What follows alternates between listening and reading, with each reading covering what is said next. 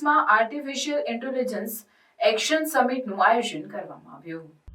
સમિટમાં વૈશ્વિક નેતાઓ ભવિષ્યના એઆઈ વિકાસ અને નિયમન પર ચર્ચા કરી રહ્યા છે. આ સમિટમાં ફ્રાન્સના રાષ્ટ્રપતિ એમ્યુએલ મેક્રોન અને ભારતના પ્રધાનમંત્રી નરેન્દ્ર મોદી સહ આયોજક તરીકે હાજર છે અને તેમાં યુએસના ઉપરાષ્ટ્રપતિ જેડી વેન્સ અને ચીનના વિશેષ દૂત વાઇસ પ્રીમિયર ઝાંગ ગુઓકિંગ જેવા મહાનુભાવો પણ સામેલ છે. આ સમિટનો મુખ્ય ઉદ્દેશ એઆઈના લાભોની પ્રાપ્તિ અને તેના જોખમોને નિયંત્રિત કરવા માટે માર્ગદર્શિકા તૈયાર કરવી છે. નિયંત્રણ કરવા માટે માર્ગદર્શિકા તૈયાર કરવી ચર્ચાઓમાં એઆઈની સલામતી, નૈતિકતા અને ટકાઉ વિકાસ જેવા મુદ્દાઓ પર ધ્યાન કેન્દ્રિત કરવામાં આવી રહ્યું છે.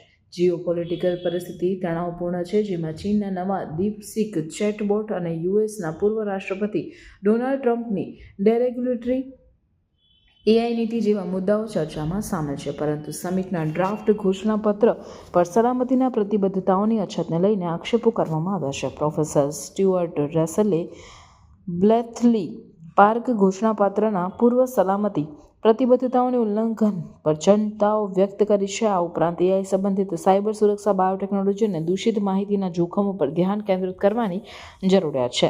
ફ્રાન્સના રાષ્ટ્રપતિ મેક્રોને સમિટ દરમિયાન એઆઈ માટે 109 બિલિયનનું રોકાણ જાહેર કર્યું છે, જે આંતરરાષ્ટ્રીય રોકાણકારો દ્વારા આર્થિક સહાયથી પૂરું પાડવામાં આવશે. આ રોકાણનો હેતુ એઆઈ ક્ષેત્રમાં યુરોપના વિકાસને પ્રોત્સાહન આપવાનો છે, જે યુએસ અને ચીનની તુલનામાં પાછળ રહી ગયો છે.